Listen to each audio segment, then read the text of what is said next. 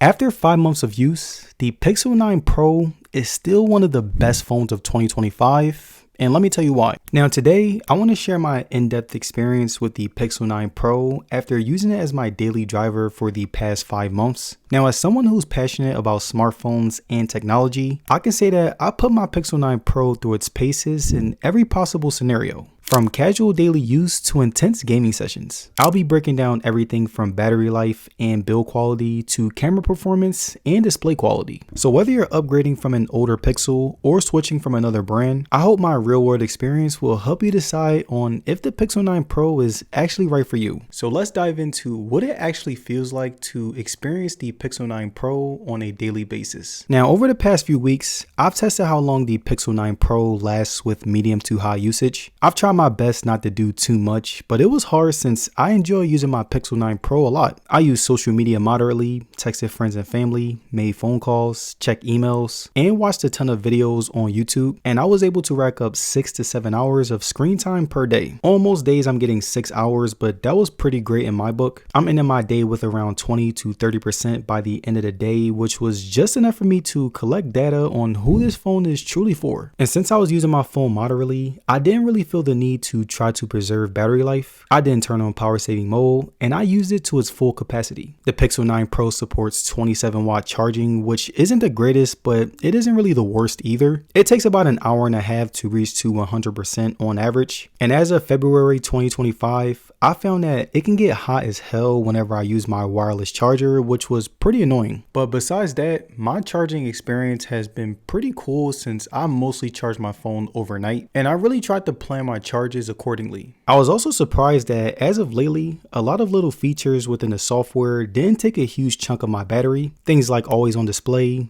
5G, and high brightness were on, but I was still able to last a full day, which was pretty impressive for a phone of this price. Now taking a look at how the build quality is holding up after 5 months of use, the flat display, the boxy frame, and the matte back improve the overall quality of the phone. The Pixel 9 Pro is one of the most comfortable phones in 2025. It has a very boxy yet rounded frame that complements the hand whether it's big or small, and whether I'm holding it to watch a video or just scroll through an app, it always kept that same consistency. The flat display has always been a personal favorite. The buttons are very clicky and premium. The ports and mics are very discreet.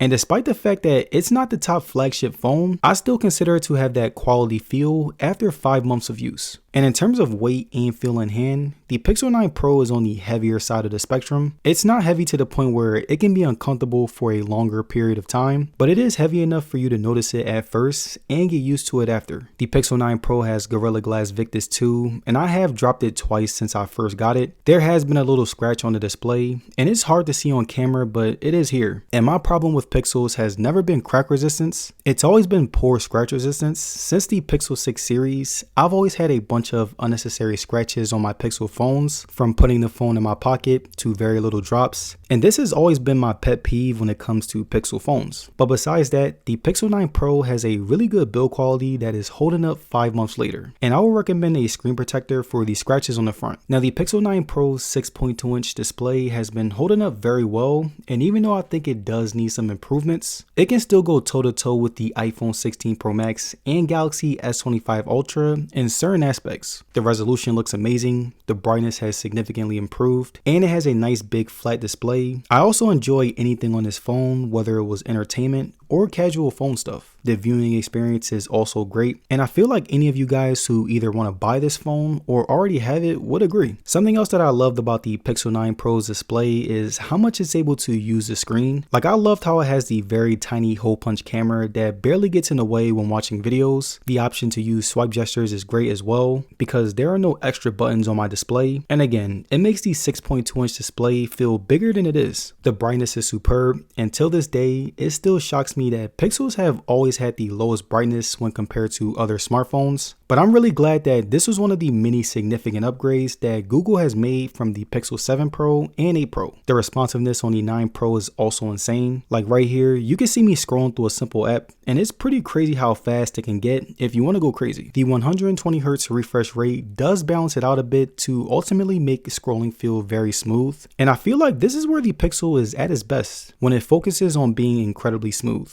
The fingerprint sensor software has gotten better over the past few generations. Yes, it is slower than the Galaxy S25 Ultra, but I think that this is the first time where Google made a normal feeling fingerprint sensor, and I hope they keep improving from there. Facial recognition is the worst when compared to the other phones that I've talked about. It doesn't really work well at night, and it messes up more than it should, but I mainly use my fingerprints, so it didn't really bother me too much. Now moving on to camera, the Pixel 9 Pro provides nothing but top tier quality photos, whether it's selfies, outside shots, and even inside shots. As always, Pixel phones have been really good at capturing darker skin tones. The blur is subtle but not too much, and the added lighting was just right. Zoom photos on the Pixel 9 Pro are great. The more I zoomed in, I was very impressed with its consistency, the quality, and the sharpness kept up very well. Inside photos didn't disappoint either. The selfies were very nice since I went where I could get the best lighting, and they were extremely similar to my Pixel 8 Pro. Outside photos were the best in terms of lighting and quality. Very professional, very exquisite. And this is where the Pixel 9 Pro camera truly shines. Now the videos on the Pixel 9 Pro were surprisingly well improved from the Pixel 8 Pro. On the Pixel 8 Pro I had lighting issues, but with the 9 Pro, it had that consistency that I expect from an iPhone. You can shoot up to 4K and up to 60 frames per second, which is standard. And since the camera improved, many times I like to use my Pixel as my secondary camera when shooting videos, and the stabilization was also very solid. So overall,